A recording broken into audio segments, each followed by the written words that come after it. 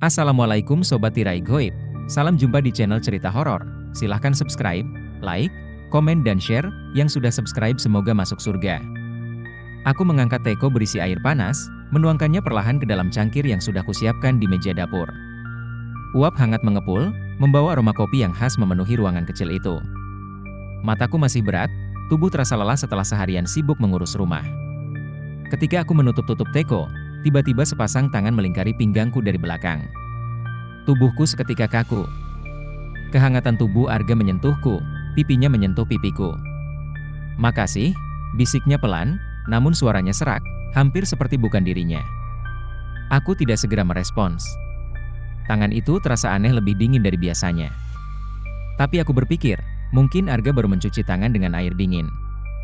Aku hanya mengangguk kecil dan tersenyum, mencoba mengabaikan perasaan janggal itu. Hari itu berlalu seperti biasa. Arga pergi ke kantor setelah sarapan singkat. Aku membereskan rumah, melakukan tugas sehari-hari. Namun, ada sesuatu yang terus mengganggu pikiranku. Semalam, aku ingat aku langsung tertidur setelah mandi. Aku tidak ingat melakukan apapun dengan Arga, bahkan aku terlalu lelah untuk berbicara panjang dengannya. Tapi pagi tadi, dia bersikap aneh, seolah ada hal besar yang terjadi di antara kami. Sebelum melanjutkan kisahnya, buat kalian yang punya pengalaman mistis, silahkan tulis di kolom komentar, kami akan buatkan kisahnya untuk kalian. Sore harinya, aku menyiapkan makan malam seperti biasa. Saat memotong sayuran, aku melihat sesuatu dari sudut mataku. Sebuah bayangan gelap melintas di belakangku. Aku segera berbalik, tapi tidak ada siapapun di dapur. Hanya bayangan kursi dan meja makan yang terlihat samar dalam cahaya lampu. Aku menggelengkan kepala, berpikir mungkin hanya imajinasiku. Tapi sejak saat itu, perasaan tidak nyaman terus menghantuiku. Malam itu, aku menunggu Arga di ruang tamu. Jam dinding menunjukkan pukul 10, tapi dia belum juga pulang. Biasanya, dia akan memberitahuku jika harus lembur atau terjebak kemacetan. Aku memeriksa ponsel, tidak ada pesan. Sekitar pukul 11, suara mesin mobil terdengar dari luar. Aku segera membuka pintu, menyambut suamiku yang akhirnya pulang. Namun, saat aku melangkah ke teras, pandanganku tertuju pada sesuatu di dalam mobil. Di kursi penumpang, ada seorang perempuan. Wajahnya pucat, rambutnya basah dan kusut. Perempuan itu menoleh ke arahku, menyeringai lebar. Giginya hitam, dan mata cekungnya melotot ke arahku. Aku memekik, langkahku mundur dengan cepat. Tapi saat aku mengerjap, dia sudah hilang. Arga keluar dari mobil, menatapku bingung. "Kamu kenapa, sayang?" tanya Arga sambil mendekat. Aku tidak tahu harus menjawab apa. Aku hanya menggeleng dan memaksakan senyum. "Gak apa-apa," jawabku pelan. Tapi malam itu, bayangan perempuan itu terus menghantuiku. Tengah malam, aku terbangun dengan tenggorokan kering. Aku mencoba meraih gelas di nakas, tapi kosong. Dengan langkah pelan, aku turun dari ranjang untuk mengambil air di dapur. Namun, ketika melewati lorong menuju dapur, aku mendengar sesuatu. Suara berat dan terputus-putus, seperti seseorang yang sedang berbisik dengan nada mengancam. Kakiku berhenti di depan pintu gudang. Pintu itu tertutup rapat, tapi aku bisa mendengar suara di baliknya. Suara Arga, bercampur dengan suara tawa perempuan yang dingin dan menyeramkan. Tubuhku gemetar. Bau busuk yang samar tercium, semakin kuat setiap aku mendekat. Aku menyentuh gagang pintu gudang dengan tangan yang gemetar. Saat pintu terbuka sedikit, aku melihat Arga tergeletak di lantai. Tubuhnya tidak bergerak, matanya terbuka lebar menatap kosong ke langit-langit. Di atas tubuhnya, ada perempuan yang tadi kulihat di mobil. Rambut panjang perempuan itu menjuntai menutupi sebagian wajahnya. Kukunya yang tajam mencakar dada Arga. Darah mengalir dari luka itu. Perempuan itu menoleh ke arahku perlahan. Matanya hitam pekat, bibirnya menyeringai. "Gantikan dia," bisik sosok itu. Aku mundur dengan cepat, pintu gudang tertutup keras di depan wajahku. Napasku tersengal, tubuhku lemas. Dengan sisa tenaga, aku berlari kembali ke kamar. Ketika aku masuk ke kamar, aku melihat ranjangku sudah terisi. Sosok Arga berbaring di sana, wajahnya menghadap ke dinding. Tubuhnya terlihat tenang, seperti sedang tidur. Tapi ada sesuatu yang aneh. Aku mendekat perlahan, duduk di tepi ranjang. Tanganku menyentuh bahunya. Dingin, seperti es. Bau busuk yang tadi tercium di gudang kini memenuhi kamar. Aku mundur, membalik tubuh Arga perlahan. Wajahnya pucat, matanya kosong, dan bibirnya berlumuran darah. Dia menatapku, bibir itu bergerak pelan, mengucapkan sesuatu tanpa suara. Tapi aku mendengar suaranya bergema di kepalaku. Lari. Aku tidak bisa bergerak, tubuhku membeku. Tiba-tiba, lampu kamar padam, dan aku mendengar suara langkah mendekat dari arah pintu. Langkah berat dan menyeret. Aku ingin menjerit, tapi suaraku seolah terjebak di tenggorokan. Perempuan itu berdiri di ambang pintu, menatapku dengan senyum lebar yang mengerikan. "Kamu giliran berikutnya," bisiknya pelan. Lampu menyala kembali. Ranjang di depanku kosong. Perempuan itu menghilang, meninggalkan aku dengan rasa dingin dan ketakutan yang tak terkendali. Setelah kejadian itu, aku tidak tidur semalaman. Lampu kamar kupastikan tetap menyala, dan selimut membungkus tubuhku erat. Aku tidak tahu apakah yang kulihat semalam hanya mimpi buruk, atau sesuatu yang nyata dan tidak seharusnya berada di dunia ini. Pagi datang dengan pelan, membawa secercah cahaya dari jendela. Tapi bukannya merasa lega, perasaan aneh justru menyelimuti hatiku. Rumah ini terasa lebih dingin dari biasanya. Arga tak ada di sisiku saat aku bangun. Kamar mandi kosong, dan tidak ada suara langkah kaki di rumah. Aku turun ke dapur, berharap melihatnya di sana, tapi yang kutemukan hanyalah cangkir kopi yang masih penuh dan dingin, seperti tidak disentuh sejak kemarin.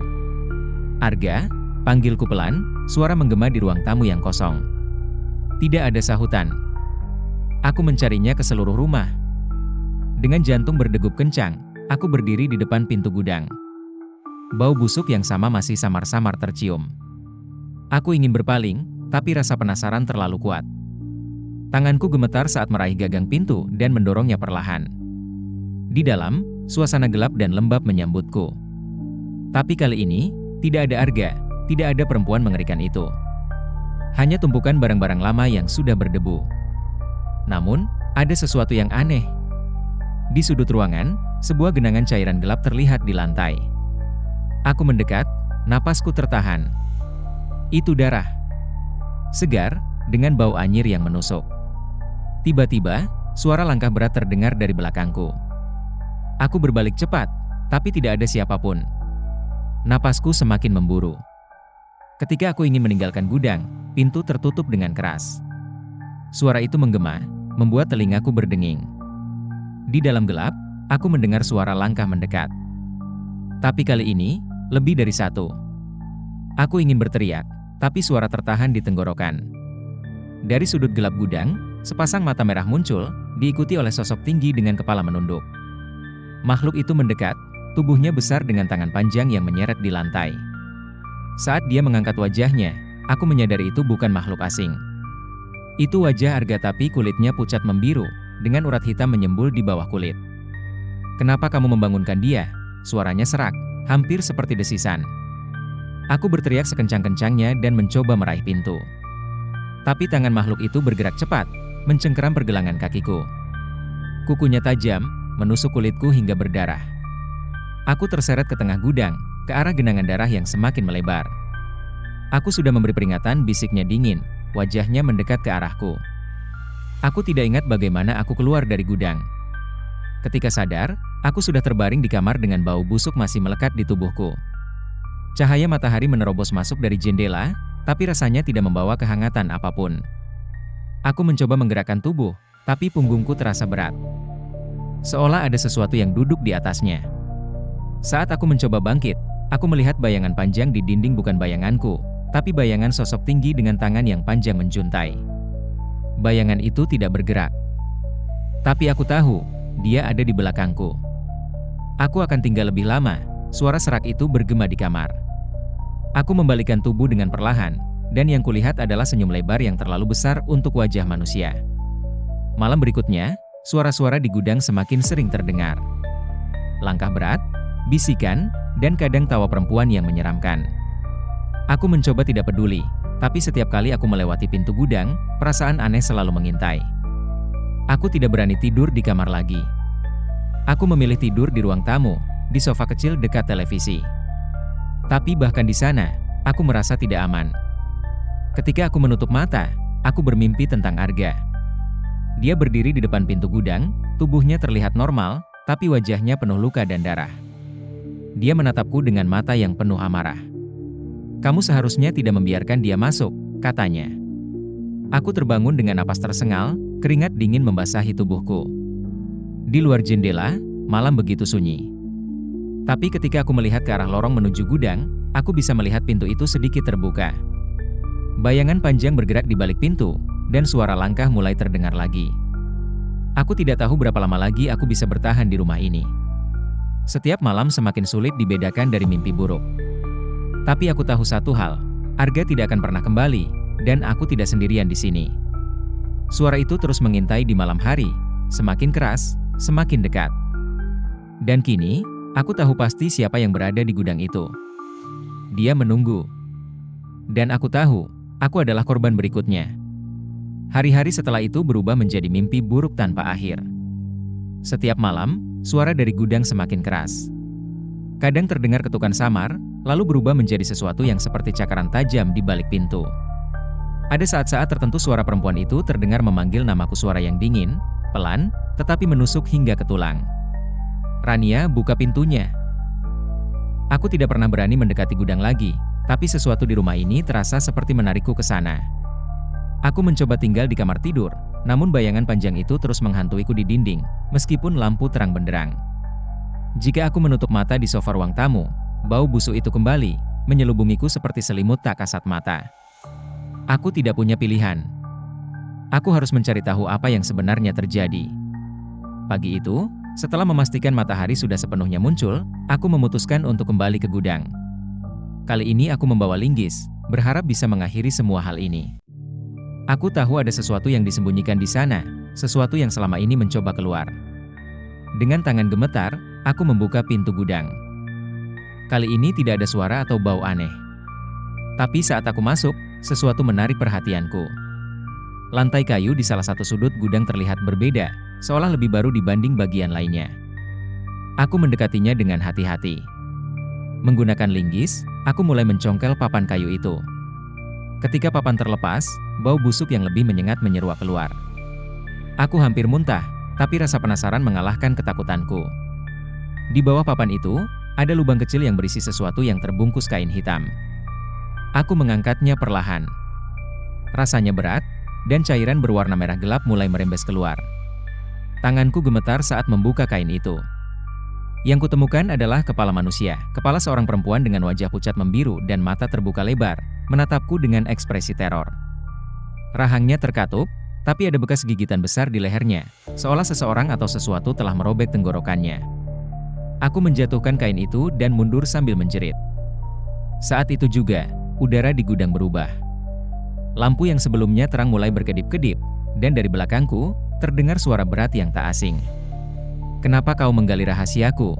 bisiknya. Aku membalikkan tubuh dengan cepat. Di sana, di ambang pintu gudang, berdiri sosok Arga. Tapi bukan Arga yang kukenal. Kulitnya pucat kehijauan, urat-urat hitam menyembul di bawah kulitnya. Matanya merah menyala, dan bibirnya dipenuhi darah segar yang menetes ke lantai. "Aku sudah berusaha menjagamu," katanya, suaranya terdengar seperti dua orang berbicara bersamaan, Arga dan suara perempuan. "Tapi kau malah membangunkan dia." "Arga, apa yang sudah kamu lakukan?" tanyaku sambil terisak. Dia tidak menjawab. Sebaliknya, dia menunduk, tubuhnya mulai bergetar. Dari punggungnya, sesuatu mulai muncul, tangan panjang seperti cakar, hitam dengan kuku-kuku tajam. Wajahnya meregang seperti tanah liat, berubah menjadi sesuatu yang tidak menyerupai manusia. "Kamu milikku sekarang," katanya dengan suara yang lebih dalam. Aku berlari keluar dari gudang, menabrak pintu hingga terhempas. Tapi sosok itu mengejarku, langkahnya terdengar seperti sesuatu yang menyeret di lantai. Aku mengunci diriku di kamar tidur, mencoba menahan pintu dengan lemari kecil. Tapi itu sia-sia. Ketukan di pintu semakin keras, diiringi oleh suara tawa dan jeritan yang mengerikan. "Rania, kau tidak bisa lari dariku," suara itu memanggilku. Aku menatap ke arah jendela. Pilihan terakhirku adalah melompat keluar, meskipun risikonya tinggi. Luka. Tapi sebelum aku bisa bergerak, pintu kamar hancur dengan sekali pukulan. Makhluk itu masuk, menyeret tubuhnya yang tinggi dan besar. Wajahnya adalah perpaduan antara Arga dan perempuan dari gudang.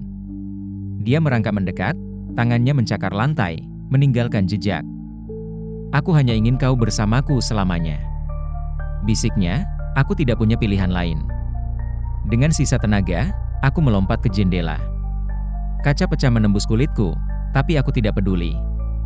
Aku jatuh ke tanah dengan keras, merasa pergelangan kakiku patah, tapi aku terus berlari. Aku meninggalkan rumah itu tanpa pernah menoleh ke belakang. Kini, aku tinggal di kota yang jauh dari rumah itu, mencoba melupakan segalanya.